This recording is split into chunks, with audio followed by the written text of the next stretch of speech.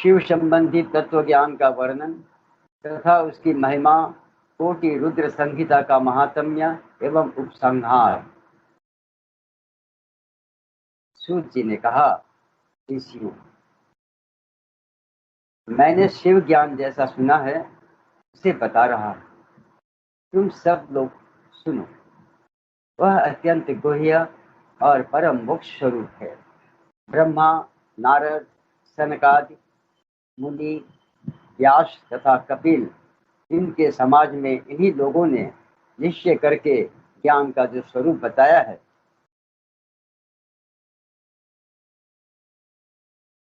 उसी को यथार्थ ज्ञान समझना चाहिए। संपूर्ण जगत शिवमय है। यह ज्ञान सदा अनुशीलन करने योग्य है।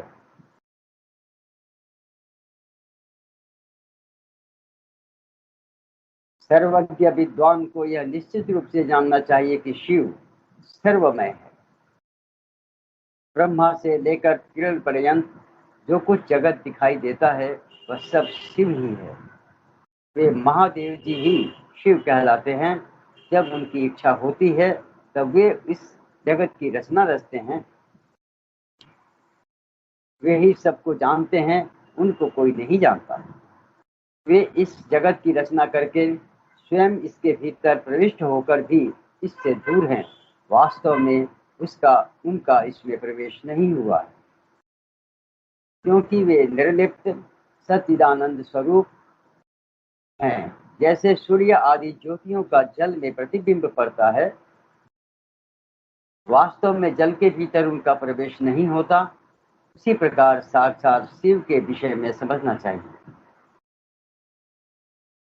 वस्तुतः तो वे स्वयं ही सब कुछ, मतभेद ही अज्ञान है, क्योंकि शिव से भिन्न किसी द्वैत वस्तु की सत्ता नहीं है। संपूर्ण दर्शनों में मतभेद ही दिखाया जाता है, परंतु वेदांती नित्य अद्वैत तत्व का वर्णन करते हैं। जीव परमात्मा शिव का ही अंश है, परंतु अविद्या से मोहित होकर अवश्य हो रहा है और अपने को शिव से भिन्न समझता है। अविद्या से मुक्त होने पर वह शिव ही हो जाता है। शिव सबको व्याप्त करके स्थित और संपूर्ण जंतुओं में व्यापक है। ये जड़ और चेतन सबके ईश्वर होकर स्वयं ही सबका कल्याण करते हैं। जो विद्वान पुरुष वेदांत मार्ग का आश्रय ले उनके साक्षात्कार के लिए साधना करता है, उसे वह साक्षात्कार स्वरूप फल अवश्य प्राप्त होता है। व्यापक अग्नि तत्व प्रत्येक काष्ठ में स्थित है, परंतु जो इस काष्ठ का मंथन करता है वही असंदिग्ध रूप से अग्नि को प्रकट करके देखता है। उसी तरह जो बुद्धिमान यहाँ भक्ति आदि साधनों का अनुष्ठान करता है उसे अवश्य ही शिव का दर्शन प्राप्त होता है, इसमें संशय नहीं है। सर्वत्र केवल शिव है, शिव है, शिव है, दूसरी कोई वस्तु नहीं है। वे शिव ब्रह्म से ही सदा नाना रूपों में भाषित होते हैं। जैसे समुद्र, मिट्टी अथवा सुवर्ण ये उपाधि भेद से नानात्व को प्राप्त होते हैं, उसी प्रकार भगवान शंकर भी उपाधियों से ही अनेक रूपों में भासते हैं। कार्य और कारण में वास्तविक भेद नहीं होता, केवल भ्रम से भरी हुई बुद्धि के द्वारा ही उसमें भेद की प्रतीति होती है। भ्रम दूर होते ही भेद बुद्धि का नाश हो जाता है। जब बीज से अंकुर उत्पन्न होता है तब वह नानात्व को प्रकट करता है। फिर अंत में वह बीज रूप में ही स्थित होता है और अंकुर नष्ट हो जाता है। ज्ञानी बीज रूप में ही स्थित है।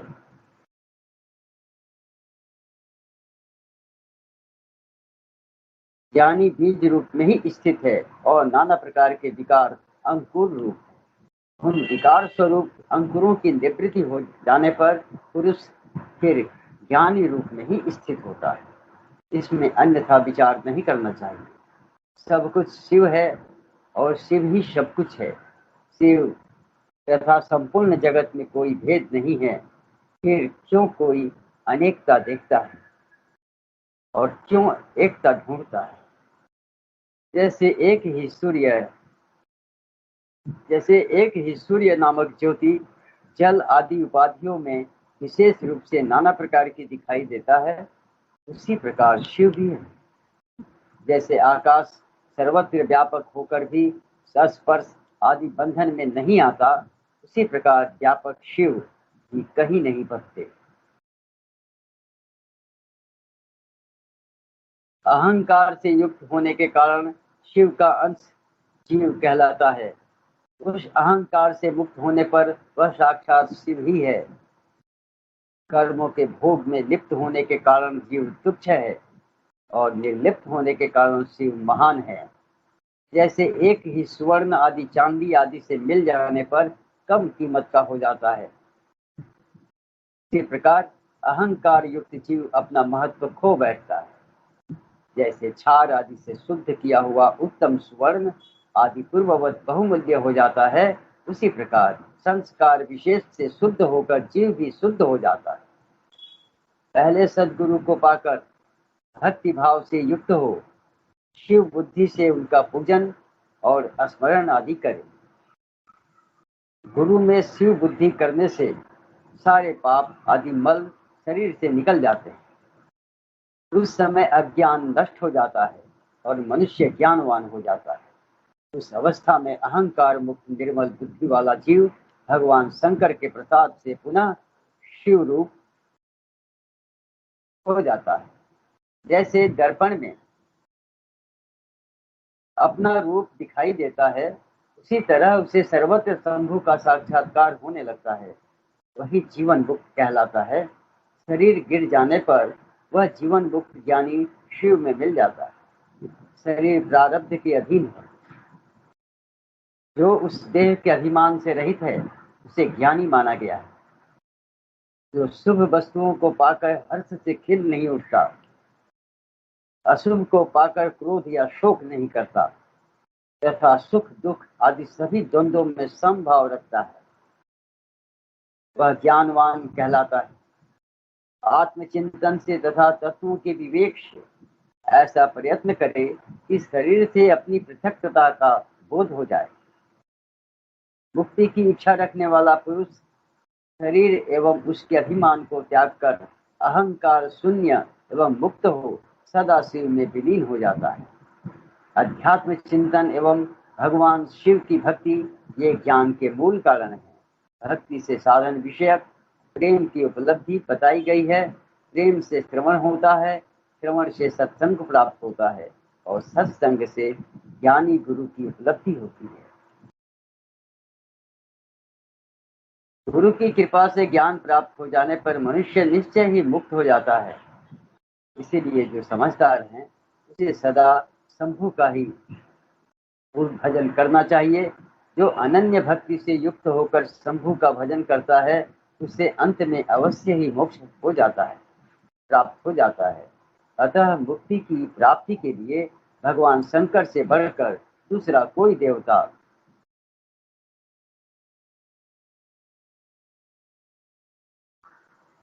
नहीं है।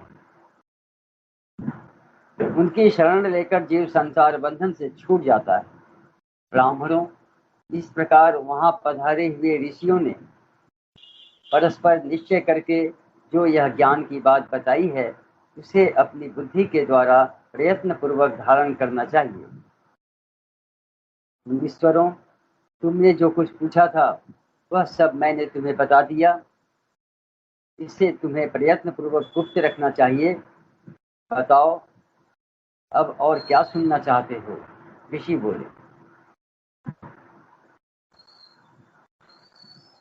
व्यास शिष्य, आपको नमस्कार है। आप धन्य हैं, शिव भक्तों में श्रेष्ठ। आपने हमें शिव तत्व संबंधी परम उत्तम ज्ञान का श्रवण कराया है। आपकी कृपा से हमारे मन की भ्रांति मिट गई। हम आपसे मोक्षदायक शिव तत्व का ज्ञान पाकर बहुत संतुष्ट हुए।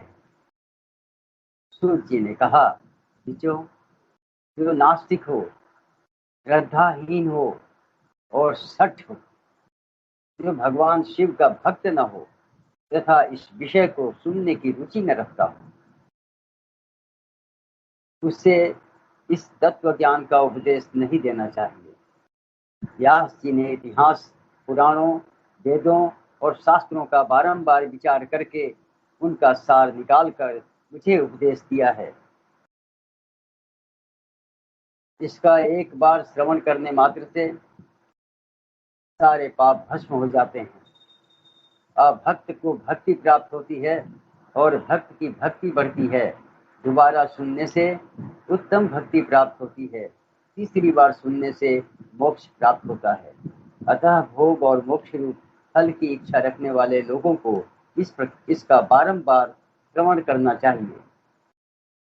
उत्तम फल को पाने के उद्देश्य से इस पुराण की 5 आवृत्तियां करनी चाहिए। ऐसा करने पर मनुष्य उसे अवश्य पाता है, इसमें संदेह नहीं है, क्योंकि यह व्यास जी का वचन है। जिसने इस उत्तम पुराण को सुना है उसे कुछ भी दुर्लभ नहीं है। यह शिव विज्ञान भगवान शंकर को अत्यंत प्रिय है। यह भोग और मोक्ष देने वाला तथा शिव भक्ति को बढ़ाने वाला है। इस प्रकार मैंने शिव पुराण की यह चौथी आनंददायिनी तथा परम पुण्यमयी संहिता कही है, जो कोटि रुद्र संहिता के नाम से विख्यात है। जो पुरुष एकाग्र चित्त हो, भक्ति भाव से इस संहिता को सुनेगा या सुनाएगा, वह समस्त भोगों का उपभोग करके अंत में परम गति को प्राप्त कर लेगा।